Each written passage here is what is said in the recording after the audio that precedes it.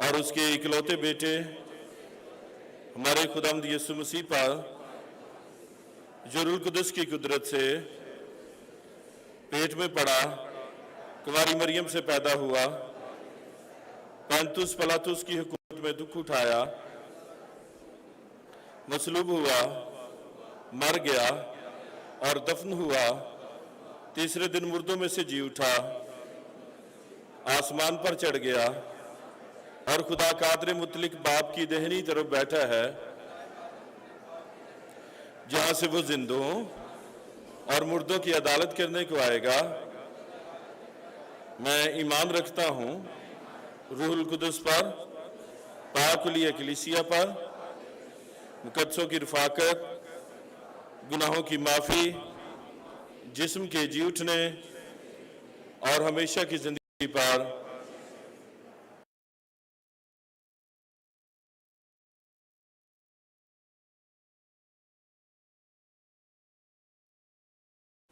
ابھی وقت ہے کہ ہم خداوند کے کلام میں سے آج کے مخصوص ورد کو سنیں۔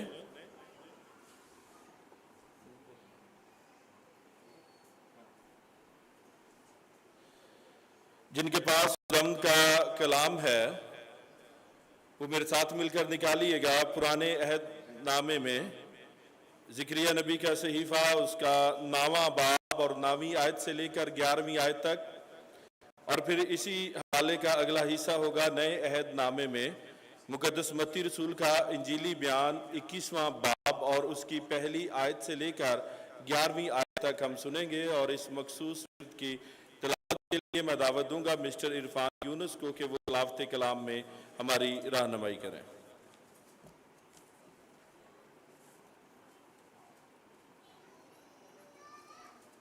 آپ سب کو میری طرف سے سلام قبول ہو۔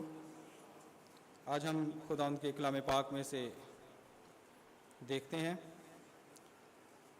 زکریا نبی کا صحیفہ، اس کا 9واں باب 9ویں آیت سے لے کر 11ویں آیت تک، یہ صفحہ نمبر 974 پر ہے۔ کلام پاک میں یوں مرقوم ہے: مستقبل کا بادشاہ، اے بنت صہیون تو نہایت شادمان ہو، اے دختر یروشلم خوب للکار، کیونکہ دیکھ تیرا بادشاہ تیرے پاس آتا ہے، وہ صادق ہے اور نجات کے ہاتھ میں ہے، وہ حلیم ہے اور گدھے پر بلکہ جوان پر سوار ہے، اور میں افرایم سے رتھ اور یروشلم سے گھوڑے کاٹ ڈالوں گا اور جنگی کمان توڑ ڈالی جائے گی،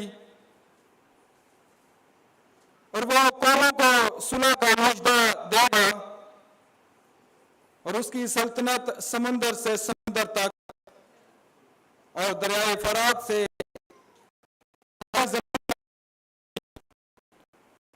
تیری بابت یوں ہے کہ تیرے عہد کے خون کے سبب سے میں تیرے اسیروں کو اندھے کنویں سے نکال لایا۔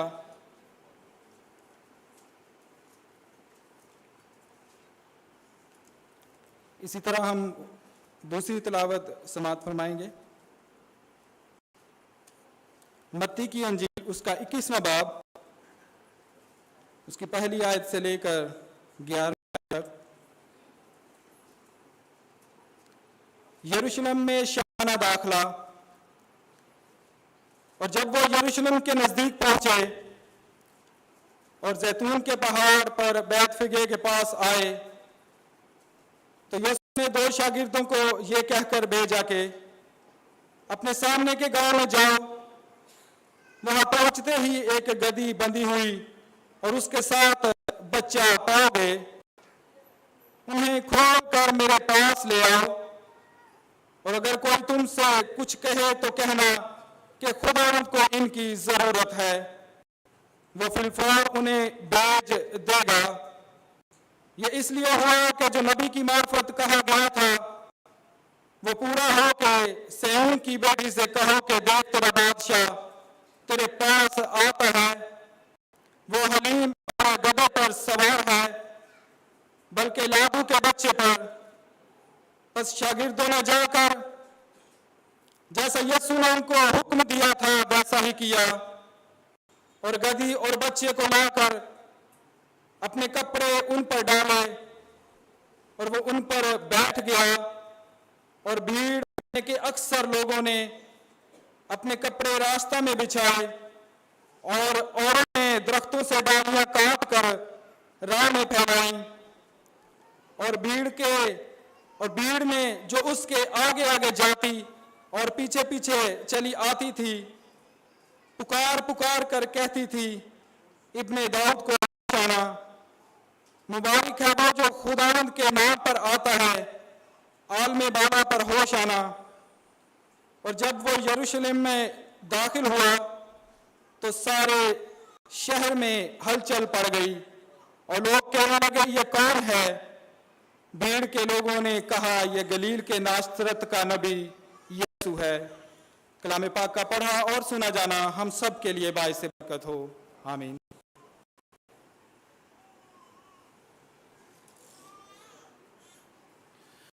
अभी वक्त है हम खुदावंद के कलाम को सुने।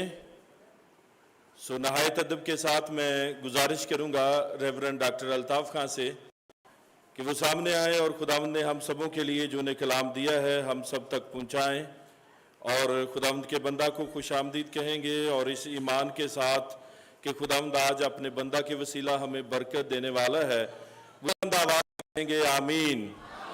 अपनी सारी सुस्ती को दूर करते हुए आमीन।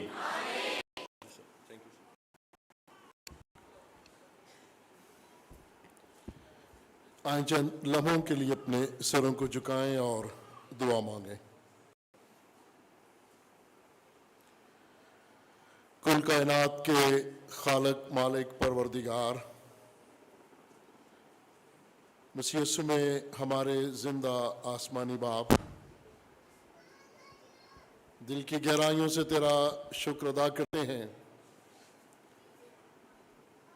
इसलिए कि तू हमारा खालिक है, मालिक है, परवरदिगार है। हम तेरी अदना सी मखलूक तेरे हुजूर सरनगू हैं, तेरी हजूरी को महसूस करते हैं और ये चाहते हैं कि आज जितने भी सवाली तेरे दर पर आए हैं, अपनी मुनाजातें लेकर आए हैं, खुदावंद ताला तू जो दिलों, इरादों और सोचों से वाकिफ है, तू जो मांगने से पहले ही जानता है कि तेरे लोग किन किन चीज़ों के मोहताज हैं, तो अपनी पाक मर्जी से जो तू मुनासिब समझता है अपने इन तलबगारों को अता करना। और आज पाकरू के वसीला कलाम को समझने के लिए हमारी रहनुमाई अता करना। जितने भी अजीज आज इस कलाम को सुनते हैं वो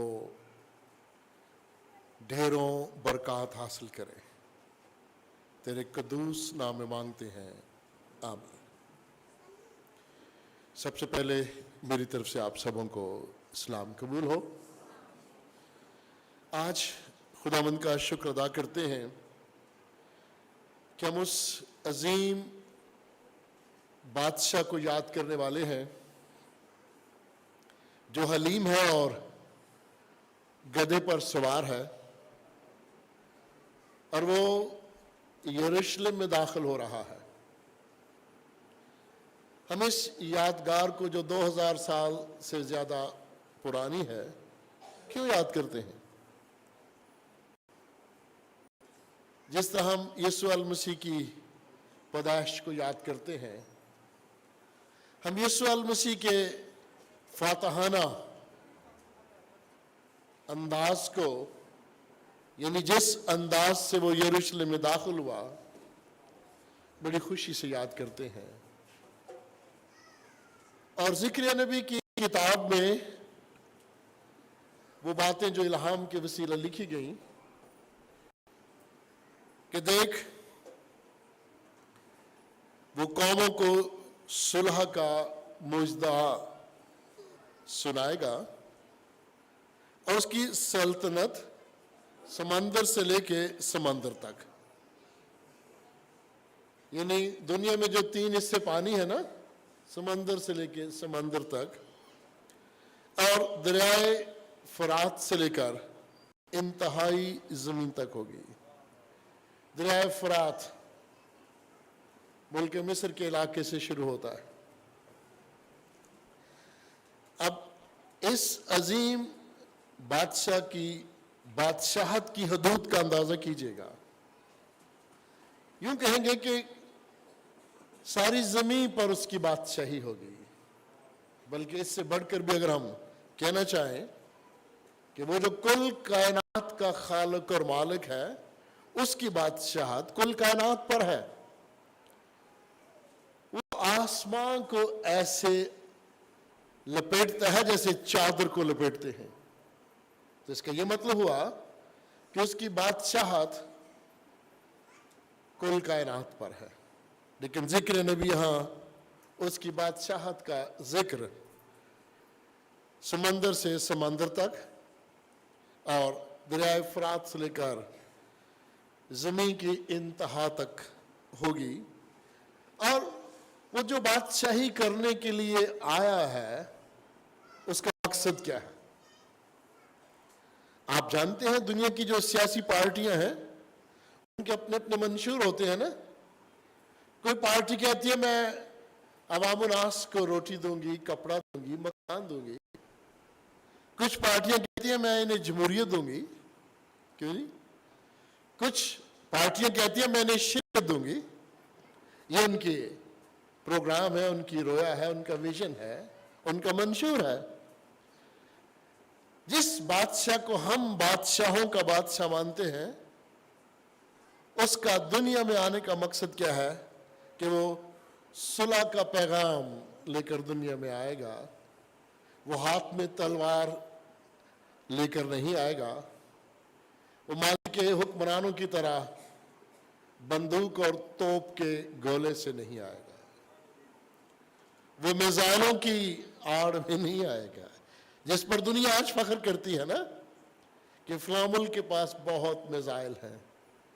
लेकिन मेरा जो महदूद साइंसी इल्म है, उसके मुताबिक मैं ये कहूंगा, अगर खुदावंद ना चाहे तो मिसाइल भी नहीं चलते। इनके बड़े बड़े बहरी जहाज जो जमीन दोज हैं, वो भी नाकाम हो जाते हैं। इनका असला, इनकी साइंस खुदा के मौसमी हालात का शिकार हो जाते हैं। इंसान की साइंस जो खला में पहुंची, उसके बहुत सारे खलाई मिशन मौसमी हालात की वजह से नाकाम हो गए थे। इंसान का इल्म भी महदूद है। हमारा बादशाह इन सब बादशाहों पर कुदरत और इख्तियार रखता है। दुनिया की हुकूमतें उसकी तरफ से हैं। वही जिसे चाहता है तख्त पर बैठाता है। और कुछ लोग सवाल करते हैं कि फलां मुल्क में फलां बादशाह तो जालिम है, खुदा उसको सजा क्यों नहीं देता?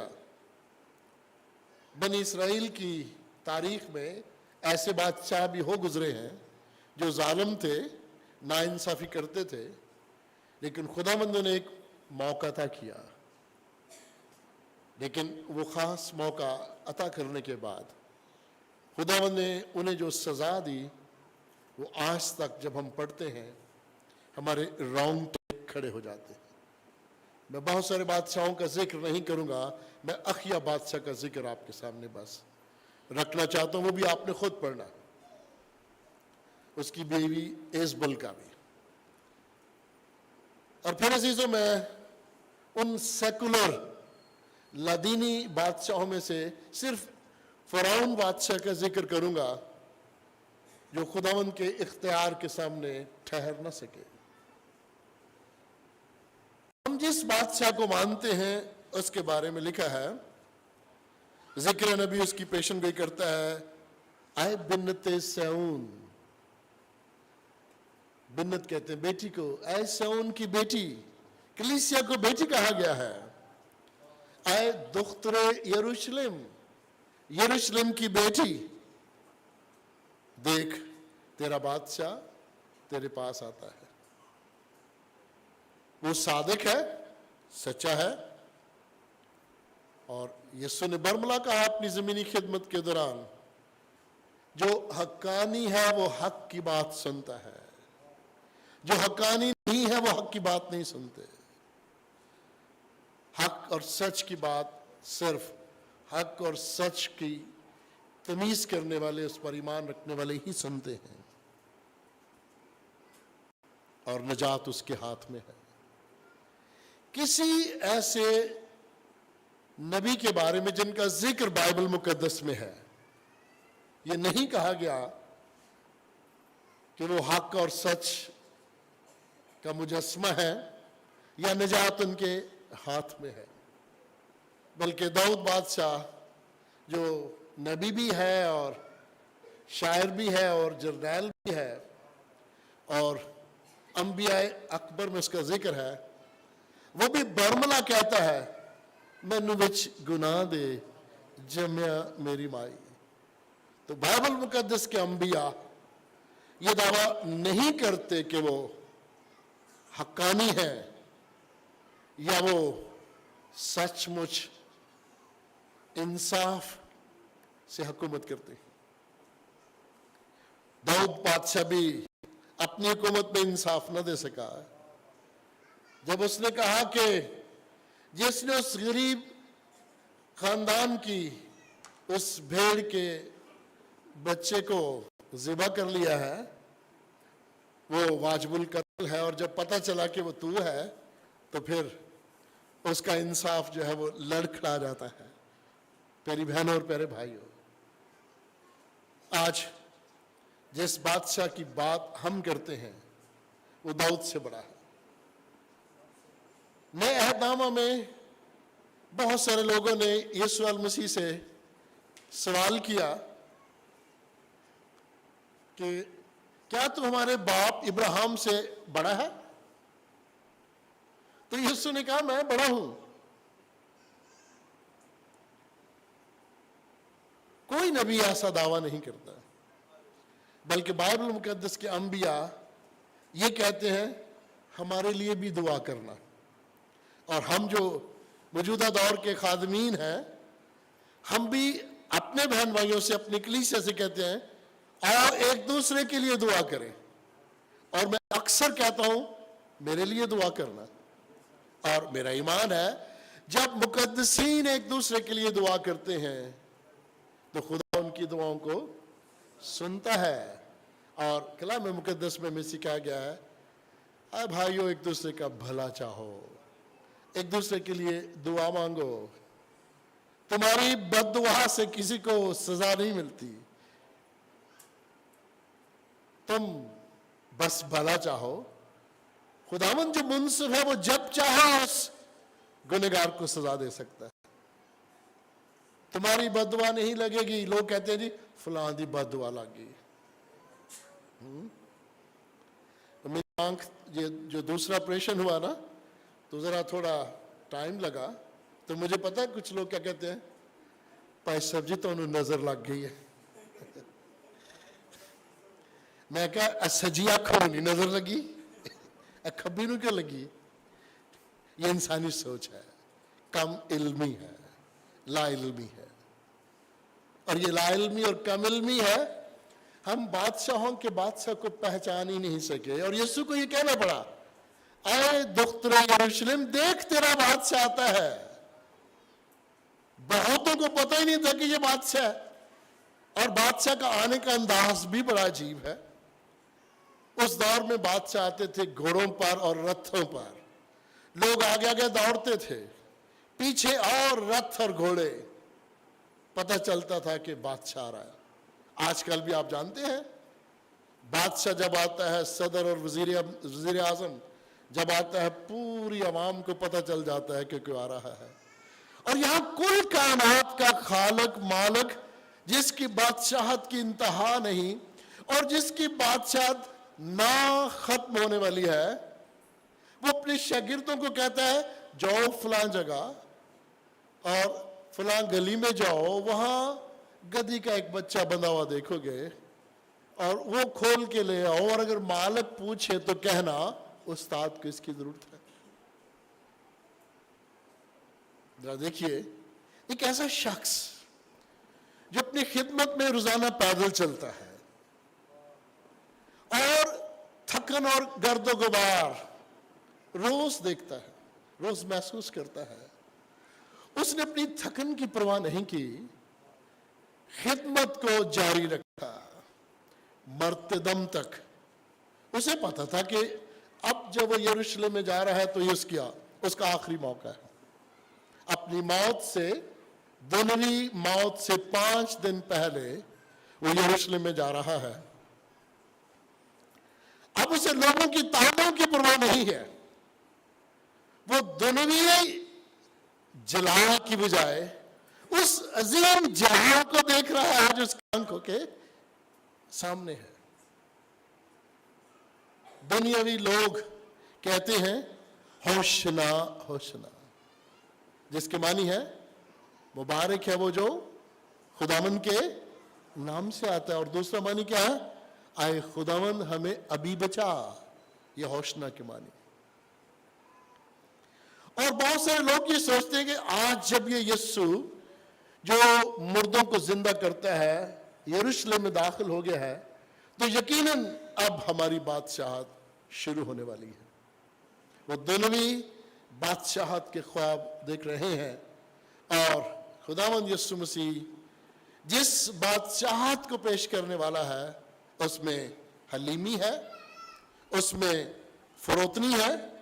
اور خوبصورت بات میں آپ کے گوش گزار کروں گا, اس بادشاہت میں 4 مبارکبادیاں ہیں. پہلی مبارکبادی اس میں کیا ہے, مبارک ہے وہ جو دل کے غریب ہے کیونکہ آسمان کی بادشاہی انہی کی ہے.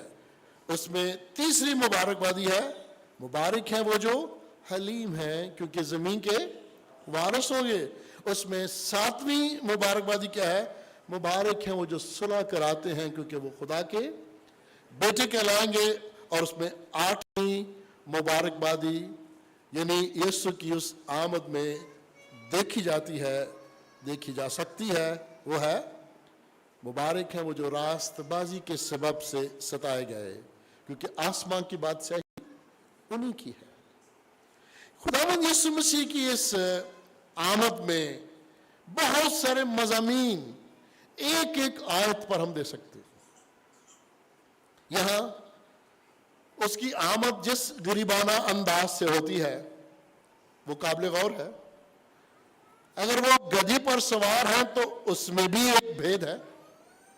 اگر وہ گھوڑے پہ سوار ہوتے تو غریب عوام ان کے ساتھ کیسے چل سکتے تھے.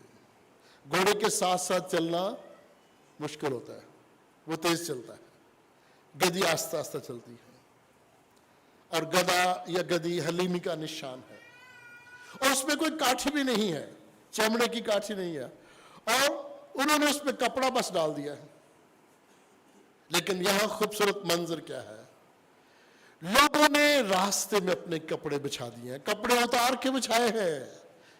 اس کا مطلب ہے کہ اے بادشاہ ہم تیرے مطیع ہیں, ہم تجھے بادشاہ مانتے ہیں, ہم تیری بادشاہت کا اقرار کرتے ہیں. جس طرح لوگ اپنی پگڑی یا دوپٹہ اتار کے کسی کے سامنے رکھتے ہیں تو اس سے ہم یہ اندازہ کرتے ہیں کہ نہیں یہ تو بڑے ہی علیم ہے اور میرا مطیع ہے. پیاری بہنوں اور پیارے بھائیوں, لوگوں کی والہانہ محبت اور بہت سارے لوگوں کی انجانے میں محبت, یا انہیں پتہ بھی نہیں کہ وہ اس بادشاہ کے بارے میں کون سی حقیقت ہے جس سے وہ واقف ہے یا نہیں واقف, وہ بس ویسے ہی تالیاں بجاتے جا رہے ہیں. یسوع مسیح کو ان کی تالیوں کی ضرورت نہیں ہے, وہ ایسے جلال میں داخل ہونے والا ہے. لیکن یہاں غور طلبات, مکاشوہ کی کتاب میں لکھا ہے, یوحنا رسول لکھتا ہے کہ وہ اس روڑا کو جب دیکھتا ہے تو لوگ کھجور کی ڈالیاں لے کر کھڑے ہیں برا کے تخت کے سامنے. یہاں برا کا تخت تو نظر نہیں آ رہا، برا نظر آ رہا ہے، اور ہجوم ڈالیاں لے کے کھڑی ہے۔ یہ منظر قابل غور ہے جو یوحنا رسول دیکھتا ہے مکاشفہ کی کتاب میں۔ یعنی اس پیراگراف میں، اس حوالہ میں بڑی خوبصورت باتیں کہ وہ اپنے آپ کو اتنا حلیم بتا رہا ہے اور بنا رہا ہے اور دکھا رہا ہے جس پہ کوئی چیلنج، جسے کوئی چیلنج نہیں کر سکتا۔ گدھا یا گدھی مانگی ہوئی، اپنی نہیں ہے۔ مجھے شاگرد بہت سارے جو ہمارے شاگرد ہیں اور میرے ہم خدمت ہیں، مجھے کہتے ہیں جی یسوع نے بھی تو گدھی مانگی تھی نا، ہم نہیں لوگوں سے مانگ سکتے۔ تو میں پادری صاحبان کو کہتا ہوں مانگ لو کرو، پر یسوع منگر دی شخصیت بھی تو ہونی چاہیے نا۔ منگنا بری گل نہیں، لوڑ ویلے تے بکاری بننا بھی اچھا نہیں، روز ہی جا کے ایک گھر دیہڑی 1000 روپے روز ہی کو 500 روپیہ دیں۔ منگتے ہی نہ بن جائے نا، ان کے لیے دعا مانگے، ان کے وسائل کے لیے برکت چاہے۔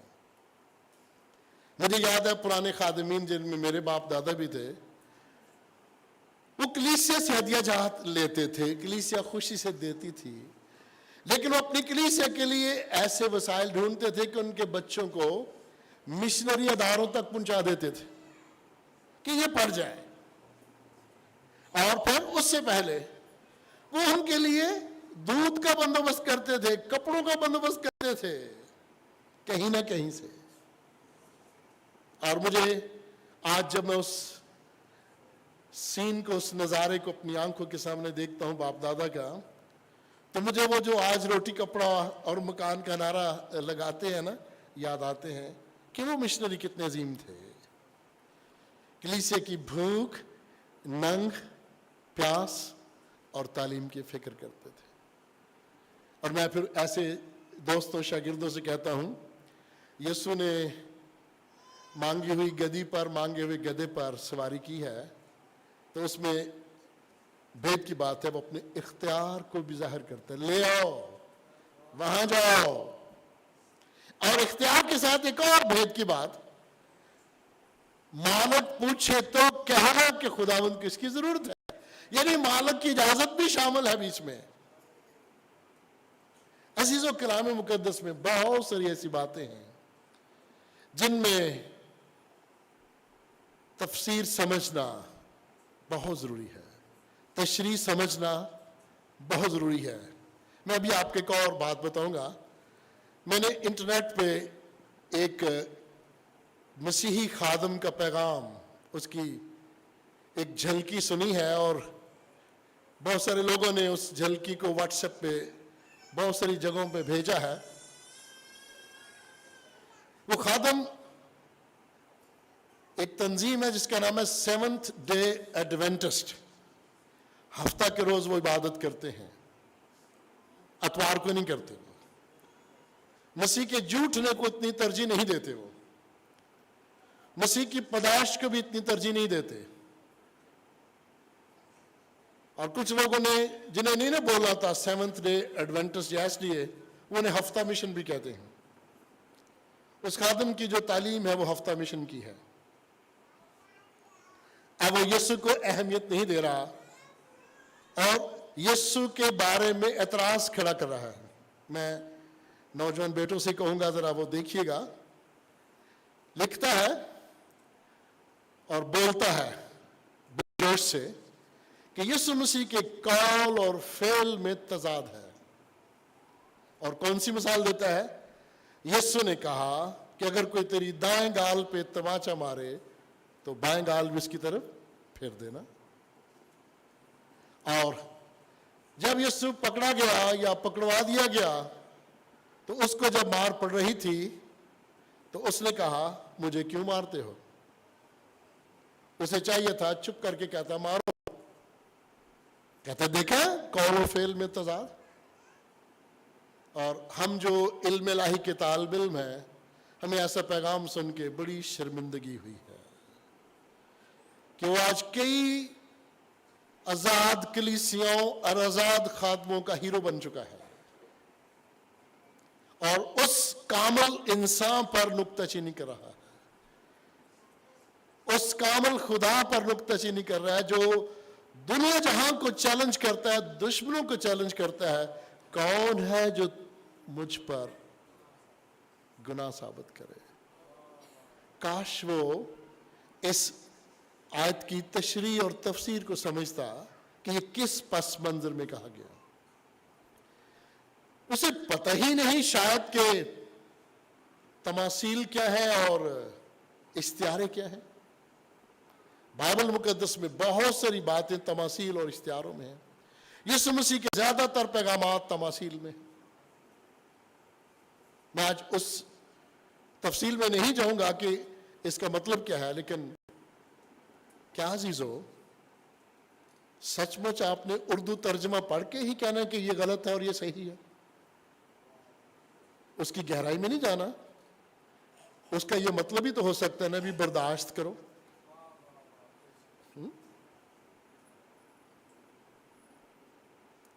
وہ بات استعارے میں بھی کہی جاتی ہے، آکھنا تینوں تے سنانا نونو، بہت ساری ایسی باتیں ہیں نا۔ لیکن آج جب ہم کلام مقدس کے اس حصہ کو دیکھتے ہیں کہ وہ کہتا ہے اس گدھی کو لے آؤ، گدھی کے اس بچے کو لے آؤ، تو پھر اس طرح کے جو مخالف مسیح مبلغین ہیں، میں اسے مخالف مسیح مبلغ کہوں گا یا مبلغین ہیں، وہ کہیں دیکھو جی یسوع مسیح اس کا گدھا لے آیا، اس کے شاگرد لے آئے جی۔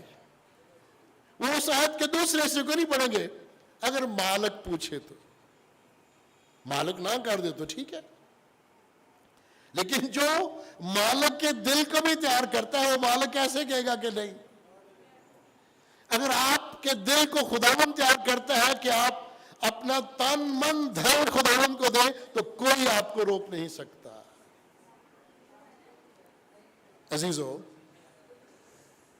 کھجور کی ڈالیاں لوگ اس وقت لے کر استقبال کیا کرتے تھے جب وہ خوش ہوتے تھے، فتح تھی، فاتحانہ قوم کا یہ ایک نشان تھا۔ یہو بادشاہ کا ذکر ہے بنی اسرائیل کی تاریخ میں، جب وہ فتح یابی حاصل کر کے آیا تو قوم نے کھجور کی ڈالیاں ہاتھوں میں لیں اور اس کا استقبال کیا۔ عزیزو، کھجور کا درخت ہمیشہ فرماندہی کی ہے، اور یسوع نے اپنی موت کے وسیلہ سے حکومت والوں اور اختیار والوں پر فتح یابی حاصل کی، لیکن ابھی وہ کمر کس رہا تھا۔ اب کمر کسنے کا مطلب تیاری کرنا ہے۔ جب وہ کمر بند باندھتے ہیں نا تو اس کا مطلب ہے تیاری کرنا، لیکن مجھے ایسے محسوس ہوتا ہے جیسے اس نے فتح حاصل کر لی اور وہ کمر کا بند کھول رہا ہے، کر چکا۔ عزیزو، گدھی اور اس کے بچہ کی مثال زکریا نبی کی کتاب میں بھی ملتی ہے۔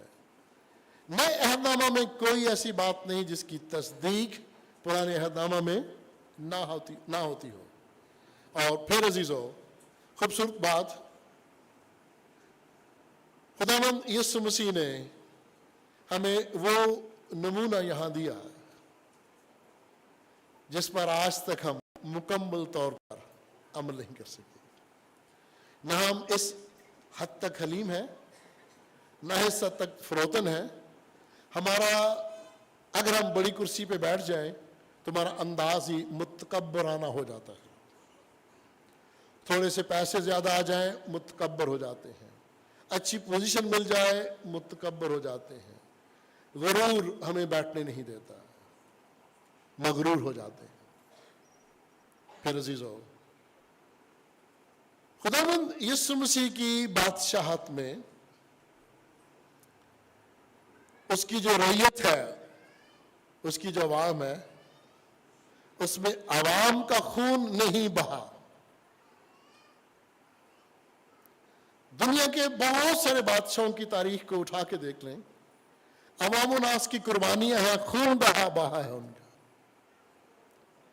यीशु की बादशाहत अवाम के खून पर नहीं बनी, यीशु की बादशाहत अपना खून देकर बनी है।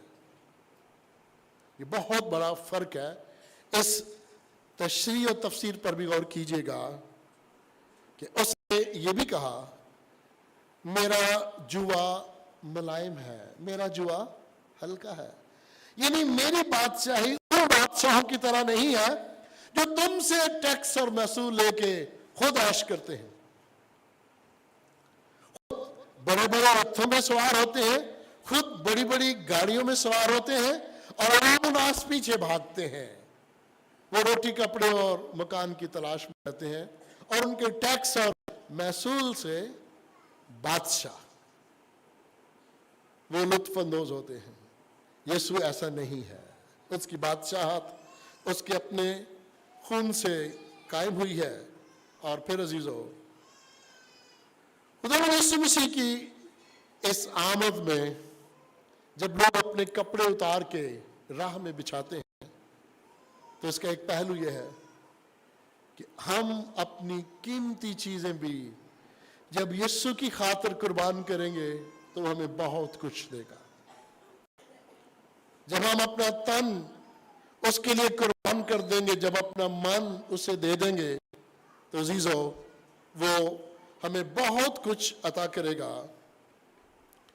और फिर अजीजों, खुदावंद यीशु मसीह की इस आमद में जो यरूशलेम में आज हम देखते हैं, उसमें एक नारा है कि होशना होशना। और जब यीशु दुनिया में आया तो उस वक्त फरिश्तगान का नारा क्या था? आल में बाला पर सुना, आल में बाला पर होशना। फरिश्तगान भी होशना, आल में बाला पर सुला का नारा बुलंद करते हैं और जमीन पर आज लोग भी उसी नारे को बुलंद कर रहे हैं। अजीजों, आल में बाला पर होशना का ये मतलब है कि उसे वो नाम मिले जो सब नाम आल हो। आल में बाला पर होशना का मतलब क्या है? उसे वो नाम मिले जो सब नामों से आला है, उसे वो तख्त मिले जो सब तख्तों से बाला है। और आप जानते हैं ये नए अहदनामे में लिखा है कि उसके नाम से हर एक घुटना झुक जाएगा, खा आसमानियों का हो और खा जमीनियों का हो। एक और खूबसूरत तशरीह वाली बात और काबिल गौर बात, जब वो यरूशलेम में दाखिल हुआ तो सारे शहर में हलचल मच गई, है ना? लोगों को फिक्र पड़ गई। और खासकर किन को फिक्र पड़ी? फरीसियों को, बड़ी बड़ी दाढ़ी वालों को। वो दाढ़ियां रखते थे, बड़ी बड़ी सफेद चोगे पहनते थे। अच्छा, मैं यहां पर इंसानी हसद को महसूस कर रहा हूं। उन्होंने कहा भी लोग तो हमें वेलकम करते हैं, हमें हार डालते हैं, और ये देखो यूसुफ बड़ई का बेटा, इसे इतना वेलकम दिया जा रहा है, बर्दाश्त ही नहीं कर सके। इसके लिए ये नारा होशना, तो हमें अभी बचा, अभी बचा। और फिर मुबारक है वो जो खुदावंद के नाम से आता है, इसके लिए इतने अजीम नारे। जब वो शहर में दाखिल हुआ तो हलचल पड़ गई।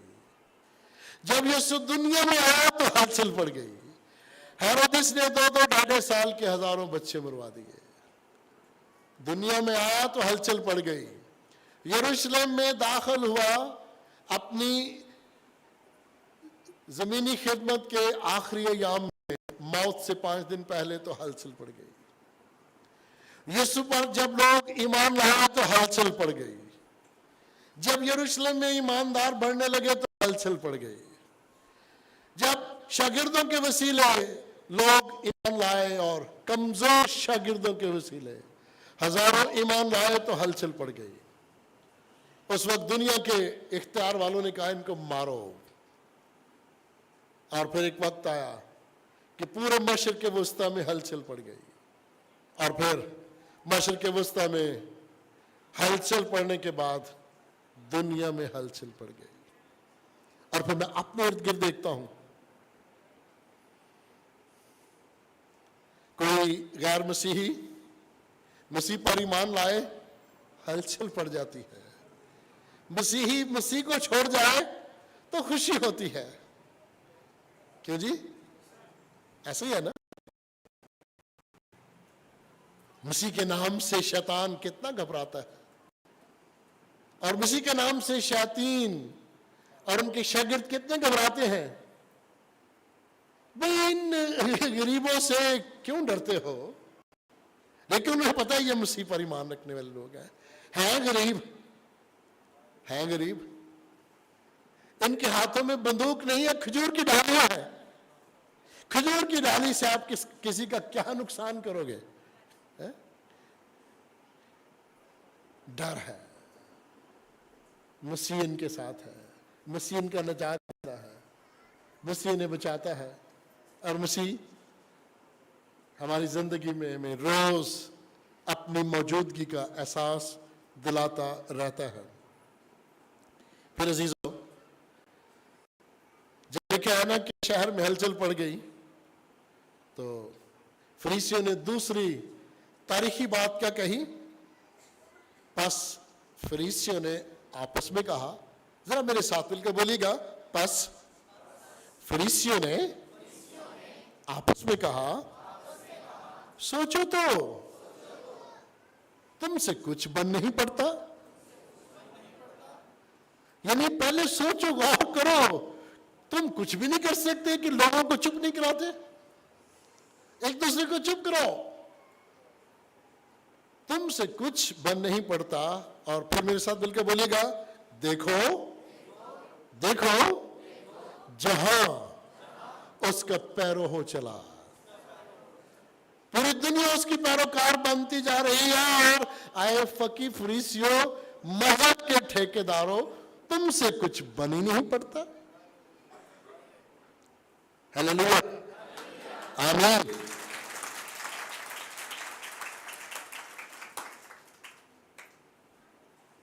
آئے مخالف مسیح, تم سے کچھ بن ہی نہیں پڑتا.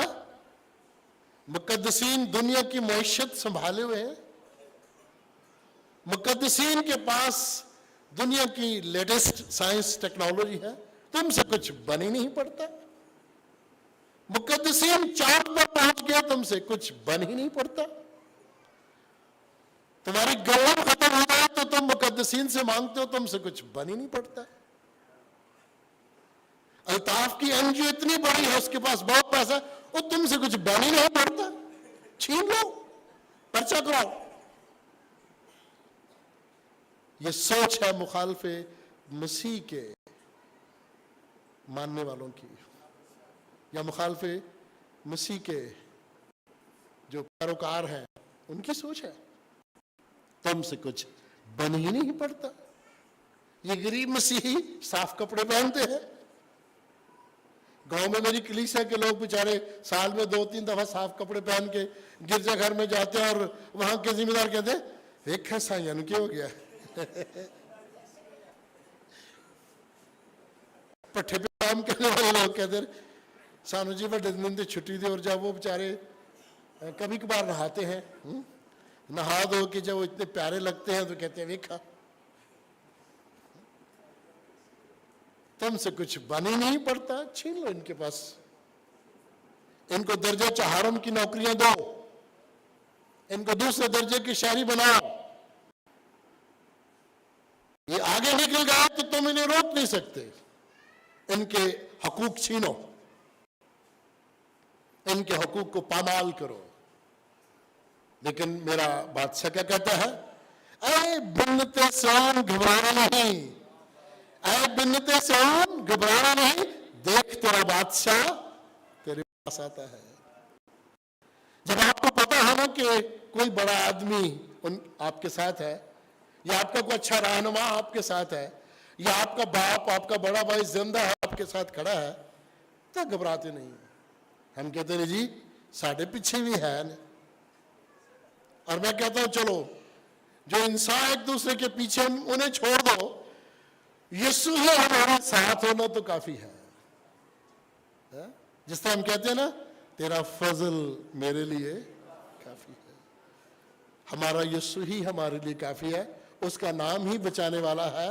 और अवामुनास होशना होशना, हम बचा, अभी बचा। और खुश होते हैं, मुबारक है वो जो उस खुदावंद के नाम से आता है, जो निजात देता है। निजात उसके हाथ में है, जो सादिक है। हमारा खुदावंद सादिक है। खुदावंद यीशु मसीह का जवाब क्या था? जो कहते हैं ना कि रोको रोको, तो खुदावंद यीशु मसीह का जवाब क्या है अपनी कलीसिया के लिए? कलीसिया को मना नहीं किया कि नारे ना मारो। क्या कहा? अगर ये चुप रहेंगे तो पत्थर भी, ऊंची आवाज में, अगर ये चुप रहेंगे तो पत्थर भी चला उठेंगे। आमीन। खुदावंद यीशु मसीह का बयान कि इब्राहिम के लिए खुदावंद पत्थरों से औलाद पैदा कर सकता है। खुदावंद चाहे तो पत्थरों को इस्तेमाल कर सकता है। खुदावंद ने बलाम की गदी को इस्तेमाल कर लिया था, वो उनकी जुबान में बोलने लगी थी। और मालिक को कहा, तू मुझे क्यों मारता है? मेरे सामने तो फरिश्ता खड़ा है, मैं आगे नहीं जा सकती। प्यारी बहनों और प्यारे भाइयों, आज मैं और आप बड़े ही बाबरकत लोग हैं कि हम हर जगह लोगों की रुकावटों के बावजूद आजादी से चला कर कहते हैं कि यीशु जिंदा है। को माने या ना माने। फरीसियों का गुस्सा और बेजारी देखिएगा, उनके पांव जम नहीं रहे, उनकी बादशाहत मुतजलजल हो गई है, बादशाहत को खतरा हो गया है। उनके पैरोकार अब छोड़ देंगे और वो मसीह की मुखालफत मुसलसल किए जा रहे हैं। और मसीह बड़ी खूबसूरती से आस्ता आस्ता पेशकदमी कर रहा है। और जब वो उस यरूशलेम में, शहर में पहुंचता है, पहले हैकल में जाता है, लेकिन उस दिन हैकल की सफाई नहीं करता वो। उस दिन शाम को अपने दोस्त के घर बेतनिया में चला गया। हर काम के लिए वक्त मुकर्रर था। आज की आमद जो थी उसमें यही मुनासिब था कि वो फाताना अंदाज से यरूशलेम में दाखिल हो, और जो इस्लाहात वो करना चाहता था उसने उस दिन नहीं की। ये खुदावंद का शुक्र है कि आज मैं और आप उसे अपना बादशाह तस्लीम करते हैं और ये मानते हैं कि वही बादशाहों का बादशाह है। क्या सीखे आज? क्या निचोड़ है आज? क्या हम किसी और बादशाह को भी अपना शख्सी निजात देंदा माने? हरगिज़ नहीं। वो बादशाहों का बादशाह है, वो खालिक और मालिक है, निजात उसके हाथ में है। आए उसकी इस आमद को रूहानी मानों में भी देखें जरा। वो मेरे और आपके दिल में आना चाहता है। उस दिन तो वो यरूशलेम में आया ना, आज वो यहां भी आना चाहता है, इस इलाका में भी आना चाहता है। बल्कि हम उसकी हजूरी को महसूस करते हैं क्योंकि वो जिंदा है और अब तक कायम है। वो मेरे और आपके दिल में भी आना चाहता है। और कलाम मुकद्दस में हमें सिखाया गया है कि वो तुम्हारे दिलों में सुकूनत करता है, पर आपको मजबूर नहीं करता, मौका देता है कि आप खुद उसे कबूल करें।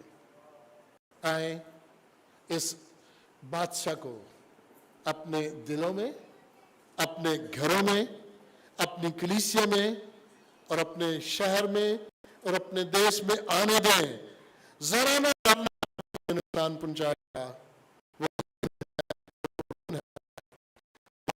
मदद करने वाला है, वो आपको प्यार करने वाला है। आए हम अपने सरों को झुकाएं, खुदावंद का शुक्र अदा करें और दुआ मांगें।